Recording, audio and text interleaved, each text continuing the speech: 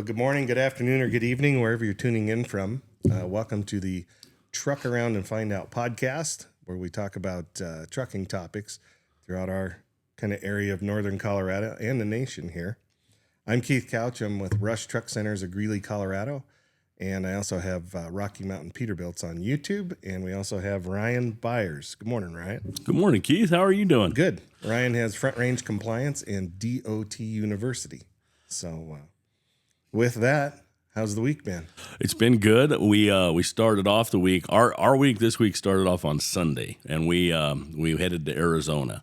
So Luke and I went down there to. I was teaching some classes while he was doing inspections. So It was a great time for me. But old Redbeard, I think he found places, and he's probably still pulling some sweat out of places. So He was definitely a hot and I would say bothered, and not in a good way. He was not the happy camper. How hot was it? I was 109 by the time I got finished. 109. Luke, we got to get you hooked back up with a microphone, buddy. Yeah. 109. Yeah, you know what? I went down there a couple years ago this time of year, and it was, I think, 124 degrees. Oh. So, I was like, man, you're kind of getting, a nice little cool environment. That's not going to be so bad.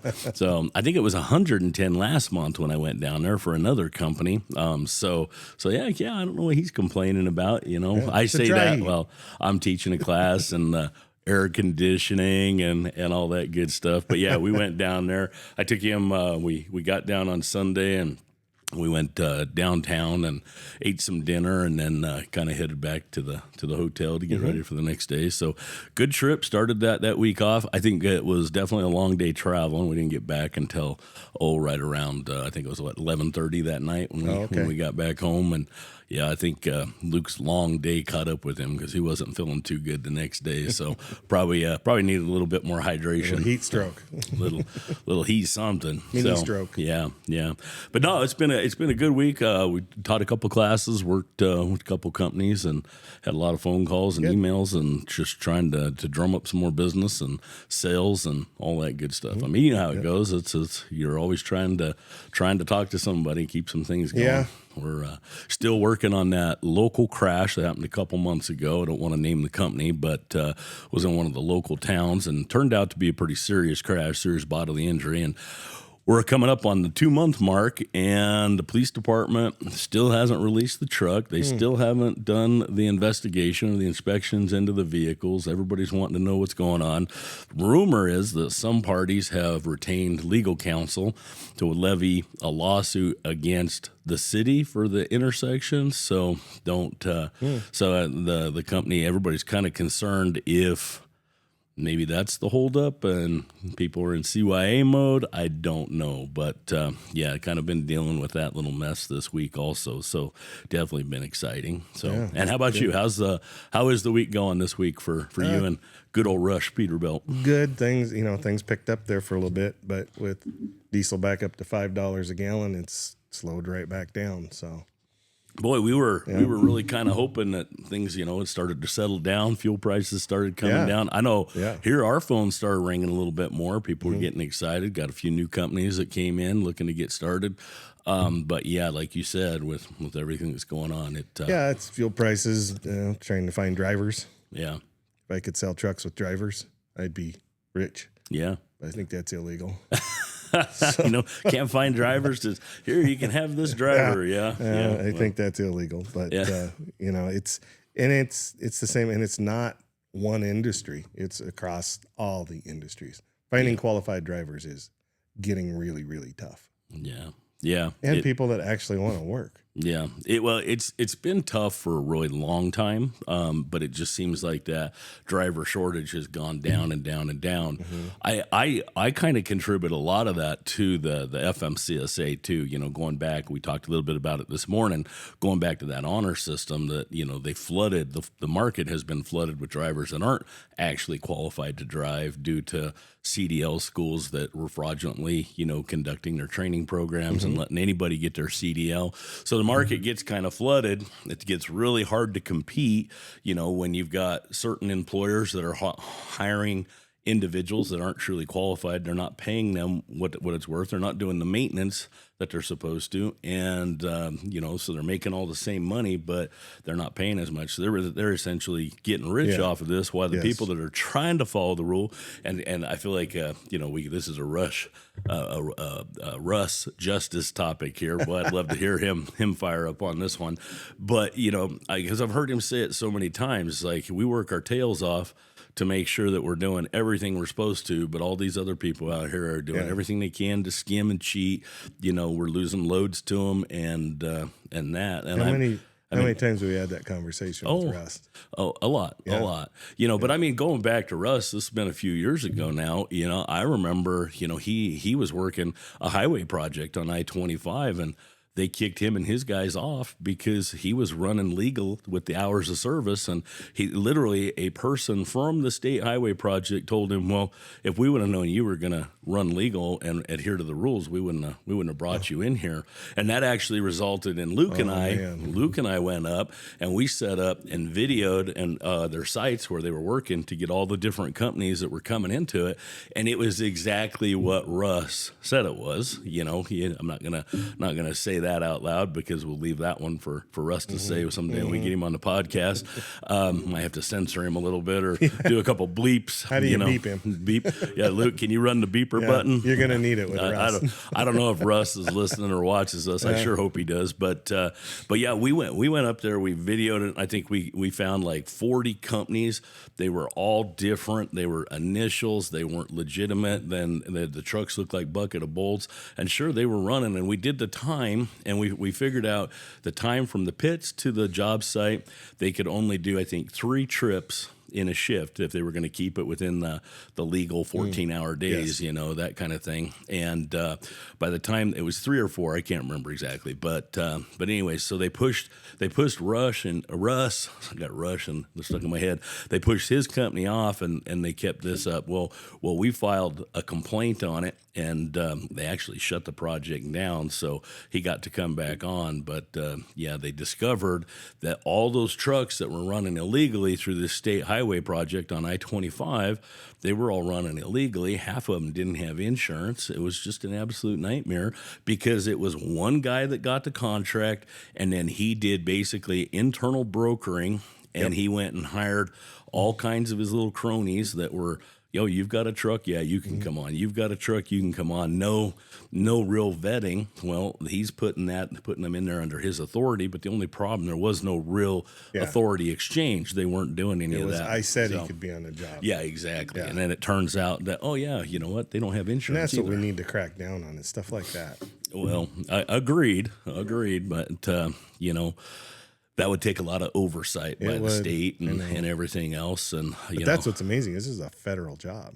It is. Yeah, it is. It's all federal contract. And but I mean, look at the feds, even them with their honor system, where they just say on the ELDs, and which I'm going to talk about here in a little bit, but the entry level driver training program, each one of those they set up as an honor system. And hey, all you got to do is tell us that you're doing what you need to do, and it works, and then we'll let you in. Well, then they've discovered that there are thousands upon thousands that are all fraudulent and they're not working, and they're now kind of backtracking. Well, that contributes to fraud, that contributes to unsafe environment, and it contributes to the lack of qualified drivers. So they need to get serious and get on top of these programs and make it to where good, hardworking folks can go in and get these jobs. And it just seems like transportation has been vilified. I mean, you see a crash out there and everybody just assumes it's the truck driver's fault. And you know what? Sometimes it is, but sometimes it's not either. And, I would say in this industry, some of the best drivers that I have met, some of the most professional people, are going to be these people working in transportation. So it's been very interesting. So definitely a need for what you and I are doing out here, to help keep people on the straight and narrow and keep them, well, as we would say it, try to keep them off the radar, that kind of thing. Yep. So, So Keith, how's the truck sales going? I know you said your slow times and that. Any good prospects coming up? There's some things working, but it's just tough, and when things get to $5, when fuel gets to $5 a gallon, Yeah. it just for Things some reason it just slows everything down. slowly grind to a halt. Yeah, and everybody knows it's not going to stay there, Yeah. but everybody just stops. Gotcha. Oh, hey, by the way, thank you. Over the weekend, we got to attend your lovely 30th anniversary party. That was spectacular. Got to meet some fun, nice people there. Met your folks. That was awesome. And congratulations to you and Kelly. Thank you. 30 years. 30 years. That's fantastic. Yeah. That's fantastic. Yeah, definitely outkicked my coverage on that one. So. It was fun. We, I think we got the best seat in the house, honestly, because we were right up where you had your slides and all your pictures, and seeing a lot of them slides go across. There was saw a little younger Keith. There, I saw a younger Keith, but you know what, Keith? I also saw some. There were some pictures up there of some events that I was present with you, like when we were camping up at Horsetooth or out at the lake and stuff like that. And you know what resonated with me during those is like, I got to see, your grandkids and that, and I got to see them there at the party. I was like, I kind of felt like I was getting old. I was like, that didn't really seem like it was all that long ago. No, it wasn't. But it's, time goes really fast. I walked up to Cade and I grabbed him from behind and I said, I didn't know that you turned into Grizzly Adams. Yeah. yeah. He looked good. It was fun talking with him and catching up. But congratulations. I had one person tell me, they said, a lot of people didn't know each other in this room. But I said there were no strangers. So that was really good to hear. Yeah, it was. Everybody was very, very lots friendly. of good people there. Lots of really good people. It really was. It really was. And you and Kelly, great group of friends. Thank you for the invite. God, I'm glad we got to come and celebrate that with you. It was a lot of fun and that. So, well, Keith, I guess the first thing that I'm going to bring up this morning is going to be the scams, the DOT scams. Yes. We talked about ELD stuff and the honor system, but I think one of the big things that we see going, I know, Luke, I'll probably give these to you to put up, but I've got two of them here recently. I'll probably try to redact some information out of just to kind of protect the company that they're going after, but we're getting these emails now that say they're from the Federal Motor Carrier Safety Administration. So you can see it's got their logo on there. It says U.S. Department of Transportation, Federal Motor Carrier Safety Administration. Both of these emails are worded very, very the same. They're basically trying to get you to click on that link, first off, for Carrier Portal or Information Portal. And we all know that that's the FMCSA portal. Well, it's on its way out. So I, of course, have not clicked on these links. And I'm going to tell you, if you're getting an email like this, don't click on it. I have sent a copy of it to the FMCSA to say, hey, can you just confirm? Because it's your logo. And they do want this stuff reported to them as you see that people are using their logos and that. I know on their website, they talk about the different scams and everything. I don't know what they're doing to try to get on top of it. I think these emails go out and then they dump them, because I did do some searches to try to find this. And you pointed out, you're like, well, those are BS emails. And I was like, well, exactly. So this first one is from an Amanda at dotactionreview.com, and the second one came from Rachel at dotreviewrequired.com. But they're running and they're sending these emails out under the flag of the FMCSA. Yeah. I mean, that's pretty bold. And if it was really from them, it's highly doubtful, but it'd be a .gov. It would be. It would definitely be a .gov. That's always one of the very first things that you look for. You look at. And it's not going to be like a DOT action review or anything like that. But when I search for those websites, when I search for those URLs, they're already dumped. So I mean, these companies they're getting them, they're sending out, trying to get as many people as they can click on them in, I don't know, probably a few days period, and they probably dump it and start all over again. So I don't know what these links are going to take you to. I'm not going to be the one that clicks on it and finds out. So I've seen too many of my friends in this industry's computers completely get hacked, and their emails they start spamming everybody in the emails and that kind of thing. So definitely watch your scams. Don't click on it. Check to see, make sure it is that .gov link. And when in doubt, set it aside. I promise you, if the FMCSA really wants to talk to you, you will get an official communication from them by way of a letter. If they do email you, you're typically from the feds. You're typically going to get a letter or an email in a letter format. But it's going to be very, very obvious, and they're going to introduce themselves of who they are. This just says that it's Amanda with carrier support reaching out, and the other one just says this is Rachel with carrier support. So one thing Rush does really well, they're always doing testing. We have to do tests as employees and everything. One thing they do is they always test us with these emails and how to spot phishing and scams and stuff like that. And one of the best things you can do is just set it aside, like you said, and have somebody else take a look at it before you do anything with it. Yeah. Because this one, it's clearly a scam once you get to looking at it. So 100%. And and I got to be careful what I say here, because I have gotten cease and desist letters from lawyers before, because apparently I claimed that they weren't an actual company and they were gonna sue me for slandering them. I was like, well, they're scamming, and the whole thing that I brought up with that particular group was they're sending me the letter, like they're sending it to Front Range Compliance saying you're going to get a fine, you're not doing this, you have to do that, and they're telling me what I have to do, and I'm like, well, that's the scam part. And I was like, you know what, this is, as much as I'd like to fight it, I don't want to fight it to that degree, right? Yeah. Or next thing, I got to retain legal counsel and that kind of thing. But I'm just trying to get the word out there. But you gotta watch it, because you get these emails. There's URLs that are FMCSA.com, and so they have very much adopted, still trying to get that focus, and they send you these emails, and sometimes they are legit companies, but I always question, because we do get clients to come to us and say, hey, yeah, we were working with one of those types of organizations, and it's like, okay, well, let's see the work that they did. And so they're like, well, that's the thing, like, we paid them like $7,000, and there's nothing. We can't. They're not going to provide us anything. So that's kind of the other thing is there's a lot of scams, and you've got UCR scams that happen. The Unified Carrier Registration.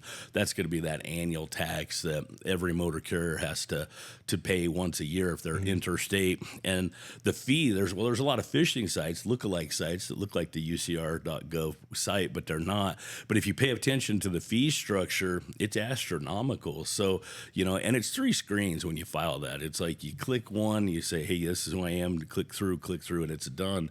But people get scammed into that, and it's like the fee is like, I think if you got 1 to 2 trucks, it's like $67 for that annual fee. But I think they'll charge, I've seen them anywhere from $270 to $2,000 as they do the filing. But people fall for these things all the time. Yep. And Keith, we get these scams. I mean, they cause us problems, because we get calls from clients that they're ready to fire me. I mean, they call me up and say, you're supposed to be handling this and everything else. And, it's like, whoa, what's going on? And they'll share that. They'll share their community. We just got a letter from the FMCSA. Yeah. You haven't done any of this. I'm like, hold on. Yeah, we have. Let me show you. And you look at the letter, and it's somebody saying, oh, it's one of the scams.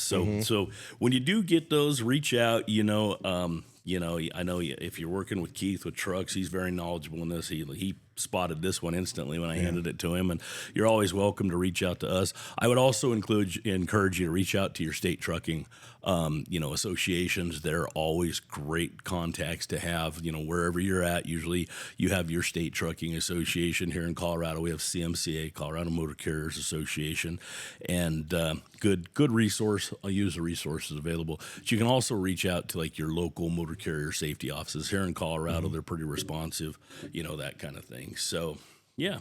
So, like I said, watch the scams. So, yeah. So, what you got going on with emissions these days? Well, it's coming. We're getting it. It's coming, isn't it already here? We were really hoping it'd get pushed back, but it is not. And I think it's a lot of the manufacturers have already invested so much money. They don't want to go backwards either. So, unfortunately, we are getting it. I don't think there's a lot of manufacturers that don't meet the new emissions yet. So they're going to pay what they call the NCPs, or the non-compliant penalties. So next year, especially first, second quarter of next year, there's going to be some engine manufacturers that the engines will be less money, but you're probably going to have $5,000 to $7,000 of NCP charges on that engine. So that's just baked into the price of the truck. They'll still be less than the new engines that supposedly meet emissions. But by mid-year, that should all kind of settle out, I would think. Gotcha. And everybody will be caught up, and it'll be like with the Cummins, it'll be a 50-state emissions engine. So the same engine can go to California and all other 49 states. Okay. So from a sales standpoint, that will be nice because you got one engine. Because right now, getting things into California it's a nightmare. So in the past, we've kind of talked about, you get in now, before we get into these new engine specs, these new emission specs and this and that. How is that going? Is there still some inventory? Is there? There is, from what I understand. I mean, I can only really speak to Peterbilt, but from what I understand, all the other manufacturers are sold out. We just got notification that Peterbilt's pretty much sold out through the end of the year. Rush, we still have build slots. I think Rusty Rush stepped up and took hundreds of build slots before the end of the year. So we do have build slots, but they are going fast. Okay. So if somebody does want a truck or needs a truck before the first, holler, get a hold of me quickly, because I don't know how long those slots are going to last. So those are going to be, if you get those are going to come in with what we currently have. Okay. So we I can't guess go you'd backwards. call it right? a pre-emission truck. So I know. Pre-emission as in a pre-new emission truck. There you go. Yeah. There you go. So I know a lot of people would really just hope this whole emission things would just go away and we'd get rid of that exhaust filter and I get guys the truck calling me would all the run. time saying, "Hey, DEF's going away." No. Yeah, no. That's kind of what I was Consumption leading is going up. Yeah. It's not going away. Okay. Yeah, That's so kind of what I was going to try. I don't know where at. these guys get that. Oh, I do. Coffee shops. You open up. Well, yeah. You truck stops. Everybody talks. Yeah. Truck drivers love to talk, and anybody to listen to them. But you go to social media. I mean, you got to filter that social media. I mean, there's stuff that it's legit, real good stuff. But boy, I mean, people come in and they say anything, and you could put up a post that says, "Here it is, DEF's going away," and I think 100,000 truck drivers would click on it, and that'd be discussed with 100 other thousand drivers at truck stops and across the nation. And next thing you know, the rumor mill is DEF's going away, and reality of it is, it is not. So, but new emissions coming up, and it's new emissions. I mean, is it going to be? What is that looking like? It's going to do to the trucks, like from truck driver standpoint. Is it because when we switched to this new one, you had the whole regen thing. Nobody knew how to deal with that. You'd have truck drivers parked along the highway because the truck is regenning. I think as an industry, they kind of figured it out because you don't see that near as much as it used to. Right. Maybe that's because the system got better. The systems have gotten better. Yeah, they good. And what this system is this is lowering the NOx emissions upon startup. So the first 5 minutes a truck's running, it's not up to operating temperature. So what they've done is they've got a 48 volt alternator that powers a 48 volt heater that blows heat into the DPF and the SCR system. So it increases the temperature of that. That's why they don't put pyrometers in new trucks anymore. It's like, you don't want to know. They love heat. Now, the downside to the heat and the tighter tolerances is engines don't go 1 million miles anymore. Yeah. Pretty rare. Because of the tighter tolerances, the lighter oils, the higher heat, all of that, the engines just can't last like they used to. Which makes total sense. But that's what this is. This is a 48 volt heater. It's all enclosed. It can only be used to power that heater. And we joke about it. We've got a 48 volt hairdryer on the trucks now. What could possibly go wrong? But that's what it is. And then once the engine and the DPF, the SCR, everything's up to operating temperature, then that system will shut off. Okay. So, sounds simple. Yeah, I'm sure it's not. I'm sure it's not. It's not. I mean, it makes everything bigger. I know some manufacturers say, no, we didn't add to any. Well, they've got to add this stuff somewhere. So regardless, the whole system is bigger and more complicated. Sounds like it. Yeah. Sounds like it. Well, interesting stuff. We'll see how it goes. Yeah. But I've been through several of these, so. Sure you have. Through the years with all the different changes. Yeah. So crazy. Yeah. Well, let's talk about that honor system again. I kind of mentioned it in the beginning, but I'm a little fed up with the FMCSA. Just that they need to kind of pull their heads out of their backsides. That honor system where they went through and they just allowed the entry level driver training schools, and all you had to do was tell them, yes, hey, we've got the driver school. This is what we're going to do. We've got the trainer that's got 2 years of experience. We've got the curriculum, and we're going to do it. Well, as soon as everybody figured out, hey, all you got to do is say, hey, we're good, we got it. Then what happened was they came out of the woodwork. So far, it's like 4,500 CDL schools have been shut down as a result of that. Now, we've mentioned that. We've talked about it a couple times in some past episodes, but the ELDs did the same thing. So ELDs came around like that. I think that whole rule went live back in 2019. So we've got, a few years on this whole program now. Well, I mean, I remember in the beginning, right off the bat, there was like 350 ELDs. Well, and they continue to just come out of the woodwork. So what I printed up here is if you go to the FMCSA site where you can check your electronic logging devices, you need to make sure that your software is properly supported. It is certified through the FMCSA, and it's in good standing. So if you went for one of these folks that called you and you picked up the call, like I'll never forget, we're cheapeld.com, but they had a very interesting accent, but they couldn't speak to it. Well, those ELDs are now just dropping like flies. So, the FMCSA is going through and reviewing them. So what I've done is I went there and I printed up their spreadsheet and I kind of shrunk it down. I shrunk it down so I could get it just to print one page each. And you can see the list of ELDs that have been canceled. We'll have Redbeard make sure he puts this up, but I mean, it's there's a lot. I don't remember the official count and the numbers that we had in this spreadsheet, but I think we've got pretty close to like 20 pages there of ELDs that have been canceled and are no longer active. So check your software. Make sure that you're not utilizing one of those ELDs. If you haven't been monitoring it and you're using one of those software programs and you think you're good, you get pulled over. If it is one of the revoked ELDs in that system, you're probably going to get a ticket for no hours of service, and you're going to get put out of service. Okay, so you want to make sure that you're on top of this. I would assume that it probably also could lead to an audit because they have tons of violations and stuff like that in there. So really be monitoring your ELDs. Try to stay with some of the reputable companies and just verify that your ELD is in fact in good standing and that type of thing. But yeah, that's about really all I'm just going to throw in on that. But stay up on it. Keep going. So perfect. Well, Keith, what do you have for Truck Around and Find Out? Actually, I think we want to talk about your topic last because it sounds, okay. I think it sounds super interesting. So I'm going to talk about one real quick for Truck Around and Find Out.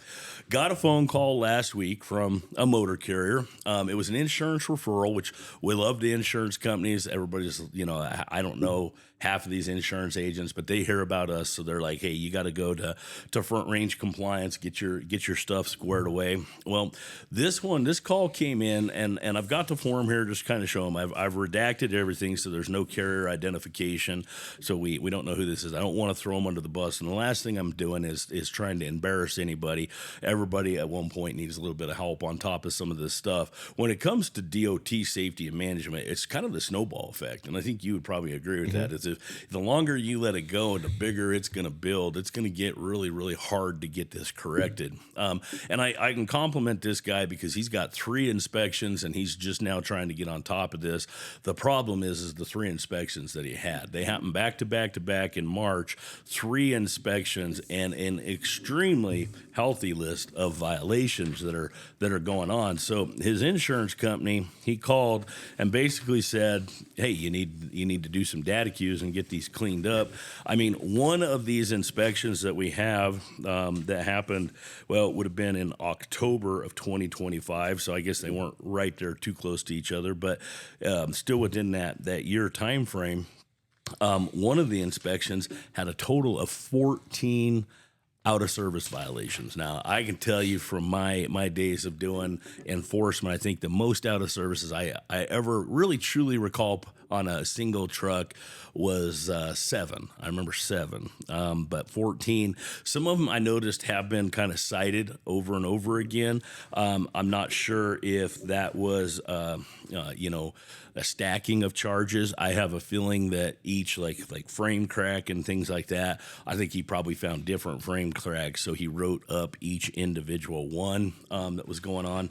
But most definitely, it was kind of alarming. So you could see we've got numerous frame cracks. You've got suspension in there. We've got the English speaking driver situation in there. You've got air brake, tractor protection valve out of service. You've got tires in there a few different times for. So what is this driver prohibited from performing safety sensitive functions? What is that? Where are you at on there? Let me see. Right here. Last page right here. Oh, well, that's interesting. That is the driver had a positive drug and alcohol test. Oh, man. And the clearinghouse said that driver should not be driving. So like I said, this guy called me and says he needed a data queue to clean this up. And I, as politely as I could, pulled up his numbers and was looking at him. And I said, sir, you need a lot more than a data queue. I know companies right now that go out and get one bad inspection and their insurance won't renew, and they get forced to change insurance companies, or their rates skyrocket and everything else.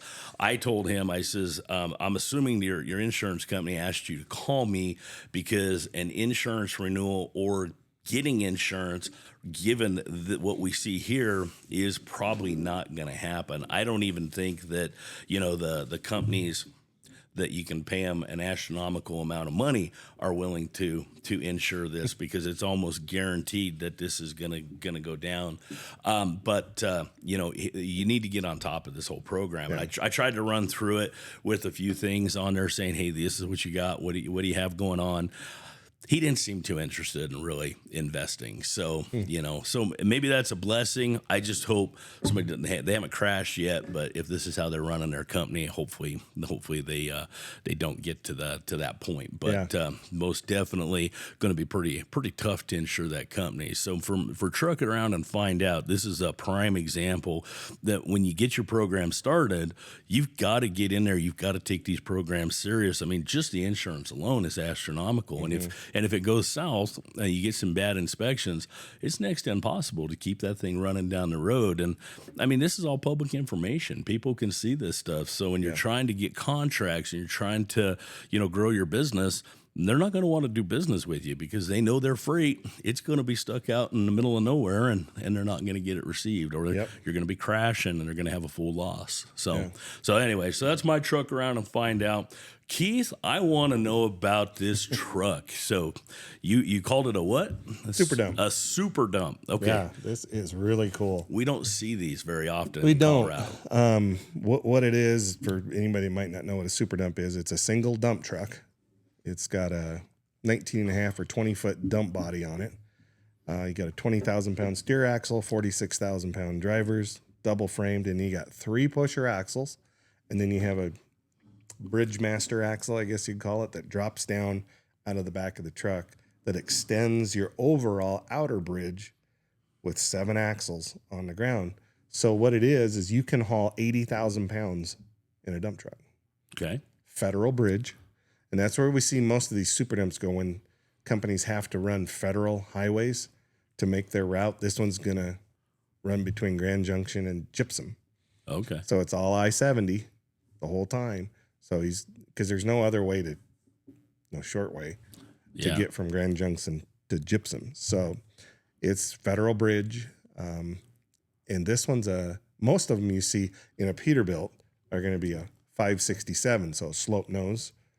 That's our vocational truck. But this guy ordered one in a 589, which is your traditional square hood, square nose unbelievable, beautiful truck. It's all black body. You got pictures? I do on. I just put a video up Okay. on Rocky Mountain Peterbilt's on YouTube. So Cool. if you guys want to check that out, go to Rocky Mountain Peterbilt's. I'm sure Should we be can the most recent video on there. I'll send you the link to that too. Yeah, I'm sure old Redbird can include the link with it. So I'd we love can to show say that it's out. my truck, my customer, and I ordered it and everything, but it was Mark McIntyre, the other That's guy. all in right. the We like office. Mark. We like Mark. The old silverback is what Yeah, we call the him. old silverback. Yeah. But this thing is just absolutely beautiful. OSW, shout out to Tom down at OSW in Phoenix. He put the whole body together and everything with Mark did the chassis, OSW did the body, and it is absolutely stunning.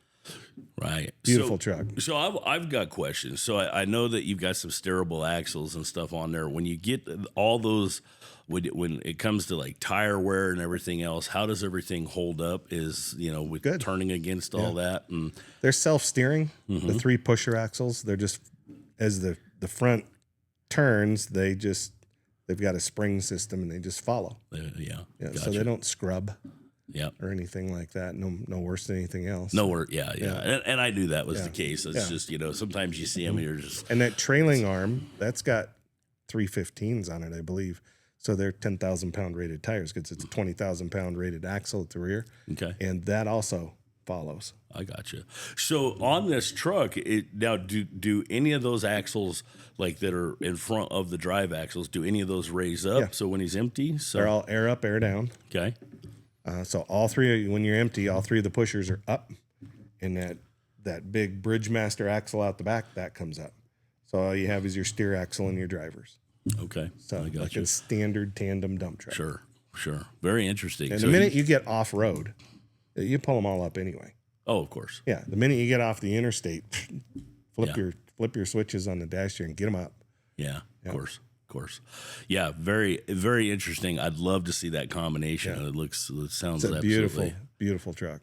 So 80,000 pounds, huh? Wow. No coupling device, all in one unit. It's just one unit, and so it makes it more maneuverable than a truck and trailer. And you don't have 2 pieces of equipment. You got a license. Don't have 2 pieces. You got to insure. Yeah. And then we have quad axle dumps too, and we call them quads. They're really 5 full axles, a steer, 2 drivers, and 2 pushers. That's very popular in Colorado because we got 4 axle groupings that the state likes.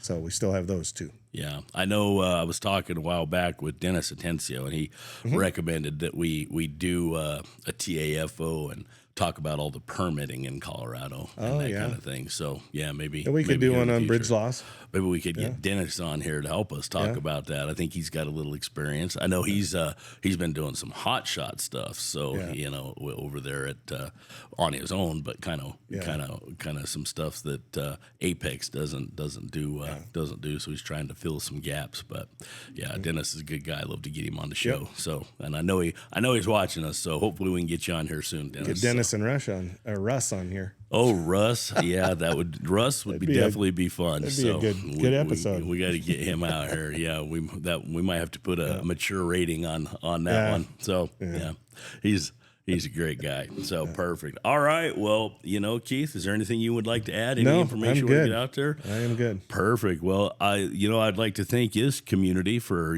giving us both the opportunity to work in this industry and be successful with our businesses due to this environment. Thanks for what you do with moving the freight and keeping everything running down the highway and being safe out there. We appreciate each and every one of you. Please keep our shiny side up. I got to get my statement right. Keep them shiny side up and stay safe out there. We'll see you on one of the next podcasts. Hey, God bless you guys.